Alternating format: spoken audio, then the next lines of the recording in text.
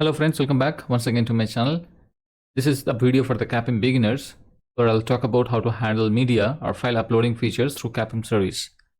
So we'll create a very basic CAPM application through which we'll upload certain file, let's say PDF or JPEG, and we'll see what are the different challenges that we need to mitigate. Now we'll be uploading the content of the file into a database. For example, SQLite I'll take as an example in this video. But the approach is DB agnostic, so that any other type of database also will work in the same way. As a prerequisite, you need to have certain basic understanding of the CAPM framework. You don't need to become an expert for that, but certain level of understanding will help you to follow along this discussion. So let's get started without wasting much time. And if you're coming to my channel for the first time, you have to subscribe this channel so that you don't miss out the follow-on discussion. Let's get started. So let's start creating a basic CAPM application by running cds init in the terminal, and it will just help us to create the basic CAPM scaffolding. All the folders will be empty by default. So let's create one thing first. I'll be using SQLite, but let's add cds HANA. What will happen?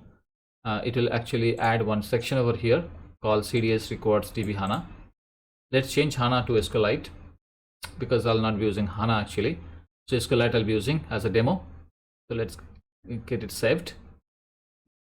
So now let's create one file which will be our data model. That will actually eventually create a data model there in the DB layer, which will be holding the file content. So I'll prefer to create that file under DB folder with a name called, let's say, media.cds. All right, so now to start with the namespace, we can give a namespace, let's say media.db. Now create one entity, and the name of the entity, let's say we call it as a media file. CUID we need to grab from SAP common, SAP CDS common. So you grab its CUID so that they are gone. So now a couple of properties we need. First thing, let's say put a content. So content will actually hold the actual file information or file data, so let it be a large binary. We need a file name of type, let's say string. We need also the media type like PDF, Excel, etc., JPEG. So let's say it should be also string, and we add one more property, let's say URL, which will actually help us to grab the content later on, put it as a string as well. So now what we want, I want to add certain annotations to map the properties later. So you can put a content disposition dot file name, and that is actually the property file name that I'm just linking up.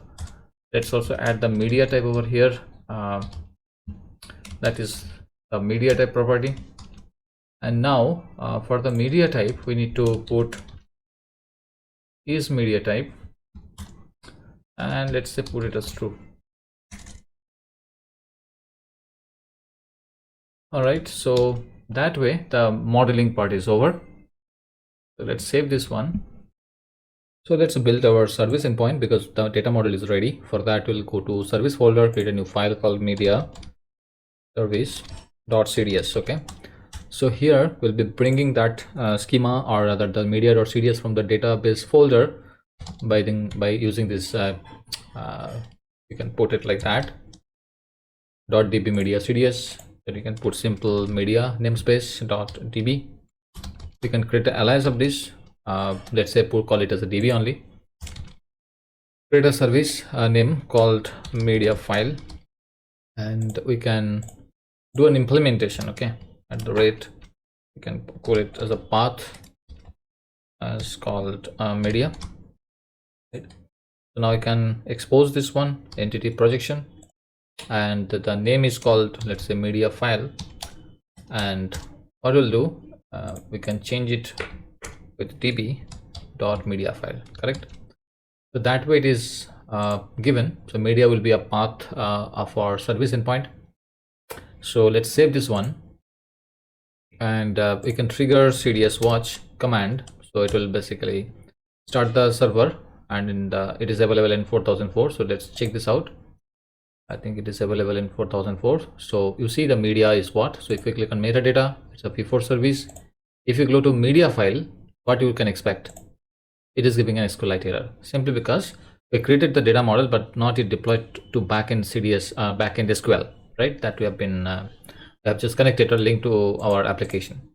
So we have to deploy to this DB SQLite. So let's do that by creating one more bash terminal. And instead of writing up over here, let's do this way. We can create, change the package.json, create a script for this DSQL, which is called deploy to SQLite rather. We can call CDS deploy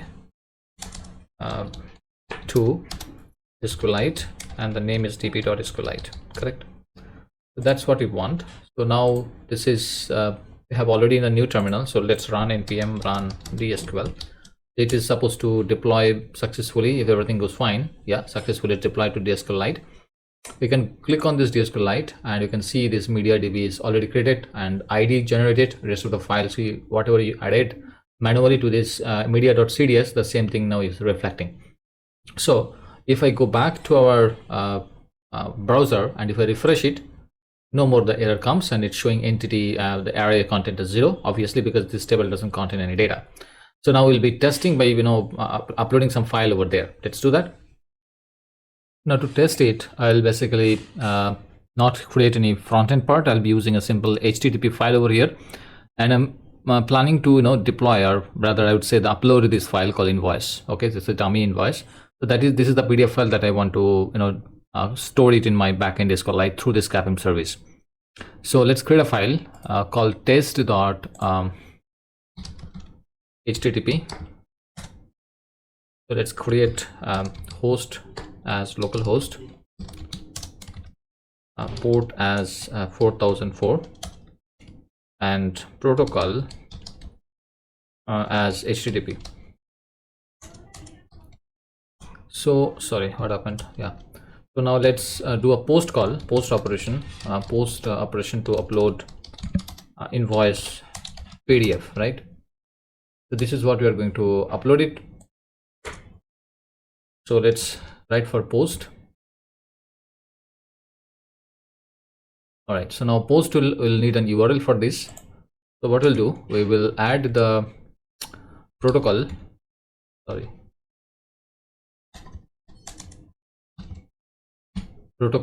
followed by the host, right? No, /, of course. And then we'll be using host :port, and now it is media followed by media file, and that is our entity, right? So if I go there, this is what is the entity, media file. So now we can add the header content. So basically header content is we can say content type. It will be application PDF because the PDF file that we are willing to upload. And the content, we need to just link this file. For that we'll just write this kind of a less than sign, then dot, and what is the file name? invoice.pdf. Okay, so this is what we are going to upload it. And also one more thing we need, right? And that's the file name.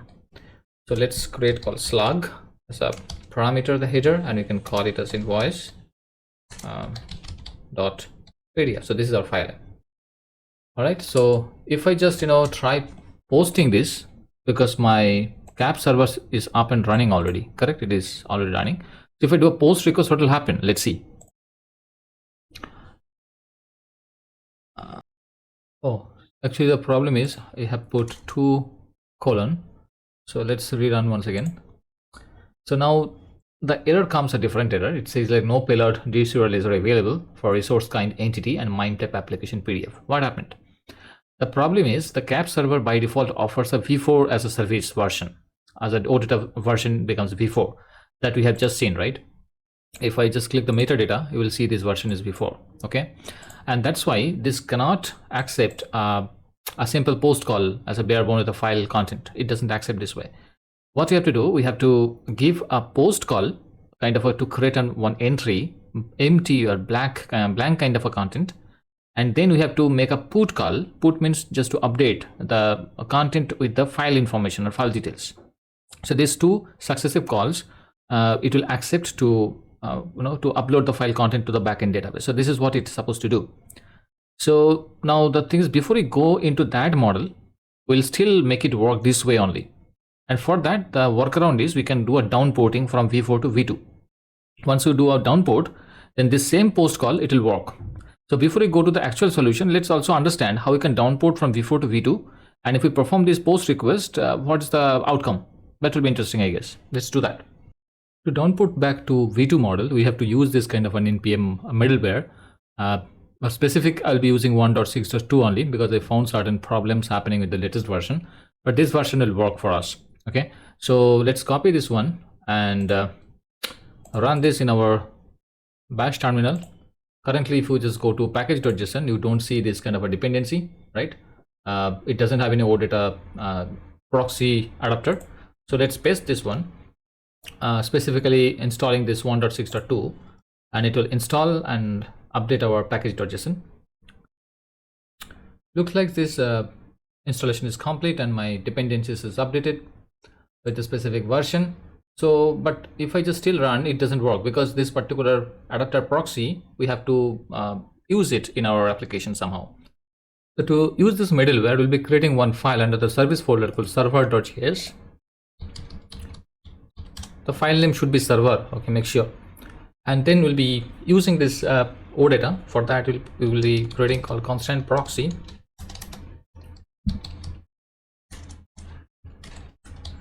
And we can use this one. Let's close this out because yeah, get some more space so that, okay. So now what we'll be doing, we'll be using this middleware, okay.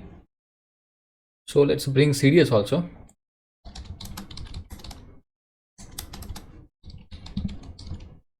And we can add the @SAP CDS. So now we'll be doing this one CDS.on, and we'll be using something called bootstrap, okay, because when the application will be running, that time itself this middleware will be used for making downporting to v2. This is my application, and dot we can use this proxy as a function, that's all. And now the CDS is hooked up with this proxy, which is a v2 adapter, and now we'll be doing that model dot exports CDS dot server, right? So let's save it, and as our application is up and running, so now you look at this one little change, you can see it's now showing that proxy rewrite rule with v2. So now it's downported from v4 to v2. Means we can have a v2 access also out of this service. So there will be two flavor now. So let's go to our service and let's refresh once. So currently it is showing metadata still as v4, but we can do one thing. We can put a v2 before media, and if we run, now it is working still, okay. So this is a v2 model that we have get it. So what we can do, we can now, it is actually, I told like v2 actually support a direct post call. So let's see if it is really true or false. So let's it'll expand this one, and if I run it, we need to change this URL a little because now we are willing to do it against the v2 model. And let's click on send request. Voila, you see it's working. 201 created. Awesome. And you see now, one more thing I'll also want to I'll encourage you to look at this one in the console. You see that there is a post call followed by a put call. These two automatically been handled by this v2 adapter, okay. We didn't do much, but the same post call is started working for us. And if we go to the database layer, probably you will not see anything. That's the reason is its server is up and running. I have to just close the server, then you'll see the entity or entry rather. So let's open this testing file once again, testing outcome rather, I would say. This response, right? So I will copy this one and open this one in a browser. Let's see what happened. Just paste it, okay. Voila, you see our service is actually uploaded successfully against this grid, and I can actually see the invoice back in our browser. Awesome. And let's do one thing. Let's see if it really updated to our backend database or not. For that, let's stop this server, and you see this is what we have actually made a request to from the browser, and it's showing that one. So let's stop it. All right, and now what we'll do, we'll save all, let's say, and then we'll do one thing, close everything. dbSQL, let's close it and click once again, and you see the content is added. So this is the actual file content, file size 47.05 kilobyte. The file name is automatically given, and application PDF is our media type, but URL didn't form. That's okay because we didn't do anything. But this kind of a concept is working for the V2 model. But our intention is not to downput to V2 from V4, but rather make it work for V4 itself. So for that, we have to do certain logic for this. So let's get into that. So what I'm planning now, I'm planning to create a post call directly on the V4 service without any file content. So let's copy this, and let's write something called create and an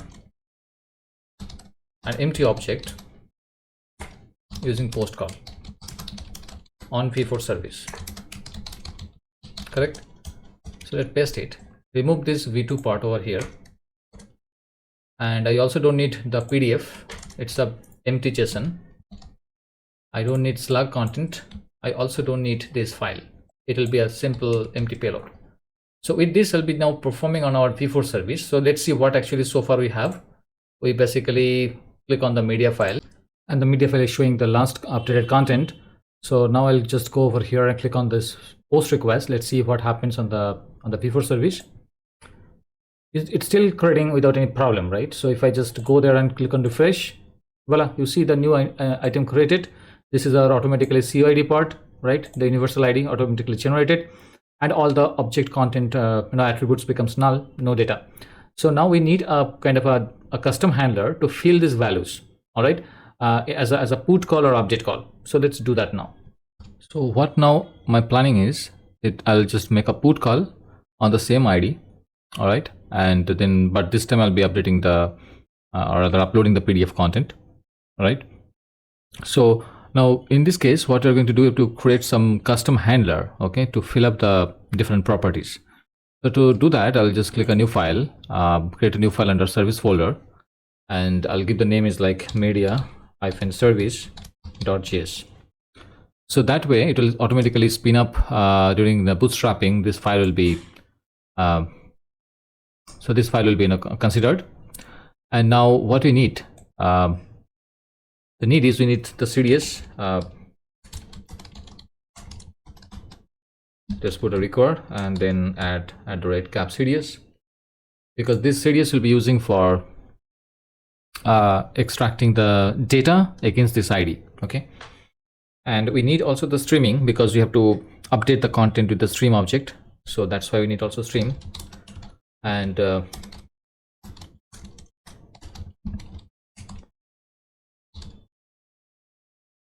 from this stream, we'll basically destructure two important things. One is maybe readable,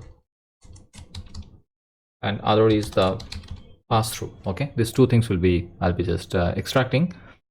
So now what we'll do, we'll write some custom implementation, and for that we'll do like this.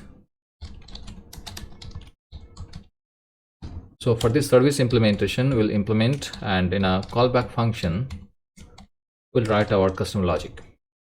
So now write something this.on, and I'll be using the update, because this is what we're going to do, updating the existing object with the different other properties like the file name, the content, URL, etc. But on which we'll be doing it in the media file, right? But this media file is nowhere, so let's grab that value, and we'll be doing it from this.entities. Okay,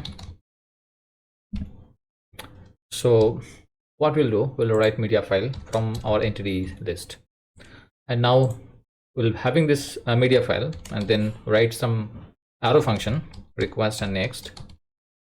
Next means if something is not going through my custom controller logic, custom handler logic, then it will go by the normal generic handler. So that's why the next will be useful. And now what we want to grab the content against that ID, right? Means whatever the ID we have that we are passing through our URL, against this ID we need the already created object, and that we want to update it. Correct? Very simple.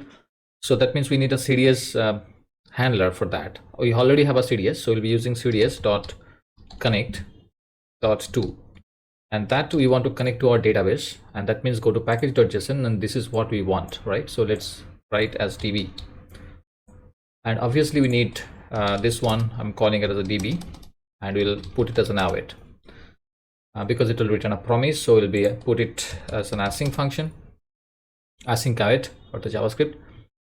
So once we get the db, so then we'll basically make certain query by db read, and what we want to read, the media file.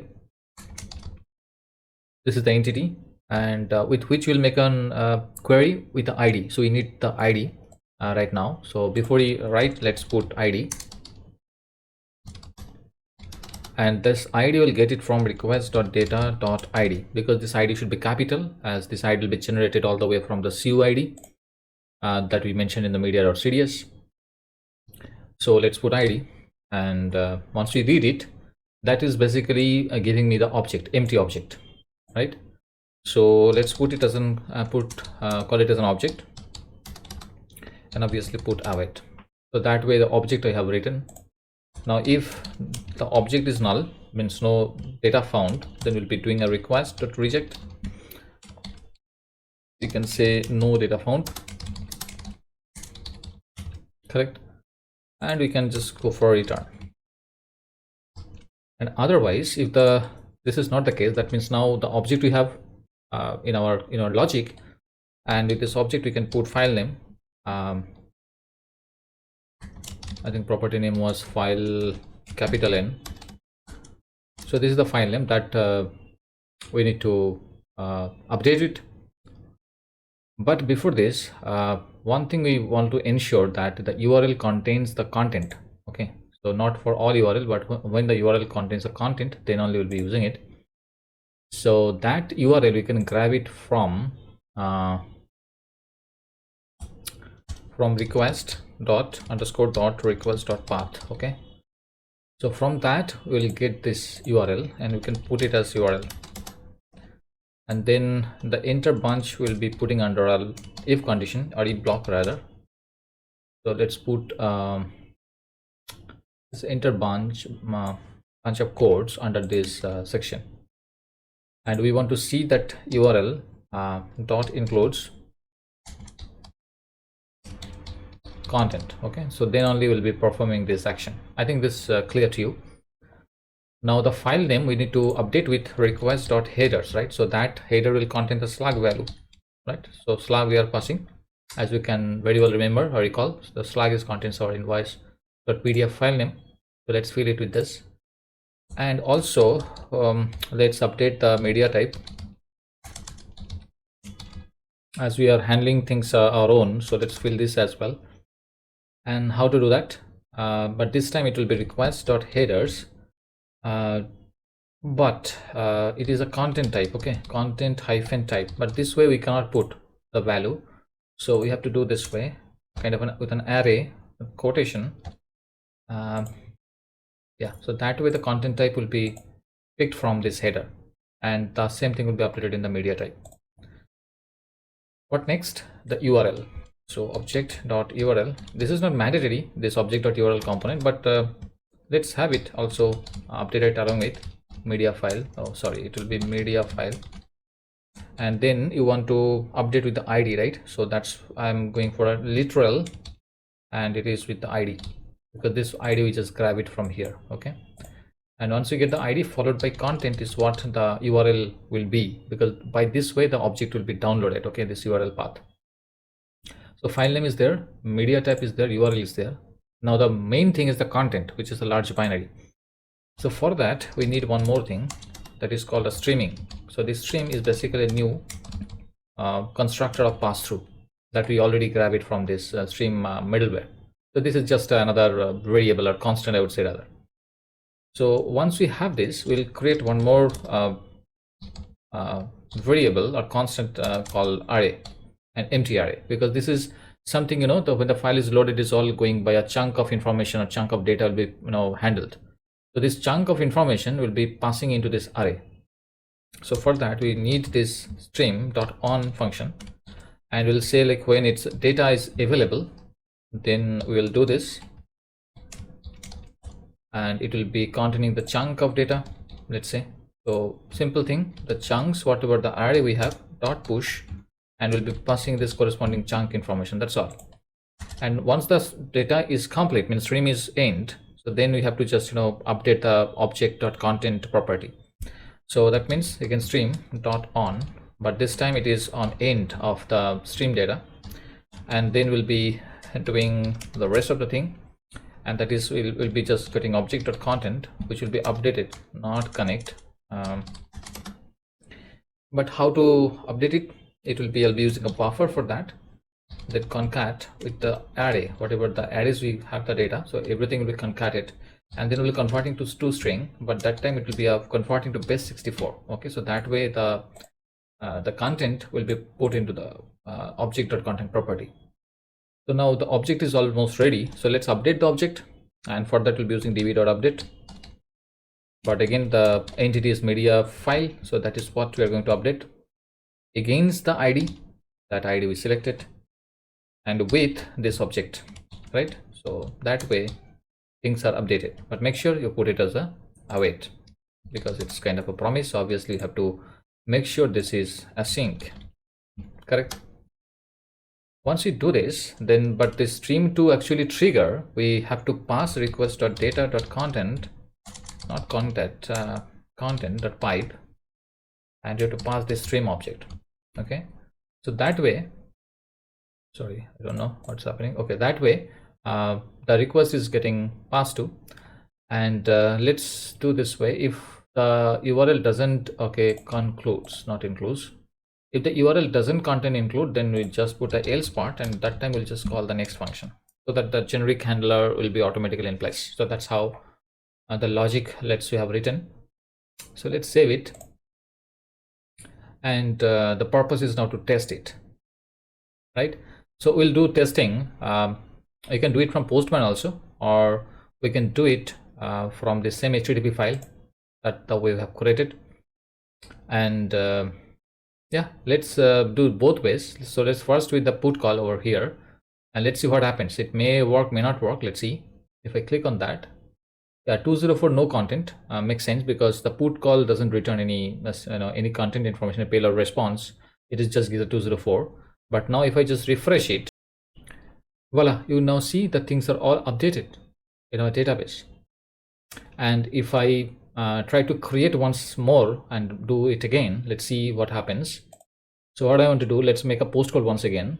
So if I click a post, it's created. So let's refresh once again. Yeah, this is the content. So now we are just going to update against this ID. So let's copy this enter thing and put it back to our put call with the same ID. Let's replace this with the ID. By the way, you just have noticed that this is no more v2, it's a v4 service we are just working on. And let's make a send request 204. Perfect. So let's refresh it, and after refreshing, this is supposed to be filled in. Voila, it's actually filled. So what we'll do, we'll just copy this URL end to end, and we can put it over here. Okay, replace this media file, you don't need it. Remove this double / and just click on enter. What will happen? Technically it will be downloading a file. Voila, you see the file is downloaded, and this is the data. Awesome. And if I do what, if I instead of content, if I do $value, let's see what happens. Yeah, still this is also downloading, and it's showing the value over here in the browser, right? So this is how it is working. So if you want to test it from Postman, that is also doable. So I believe this discussion was helpful to you, and you now quite sure that how to handle the media through CAPM application. If you like this content, don't forget to hit the like button, share and subscribe this channel for more content. And thanks for watching. We'll shortly connect to the next episode. Till then, goodbye.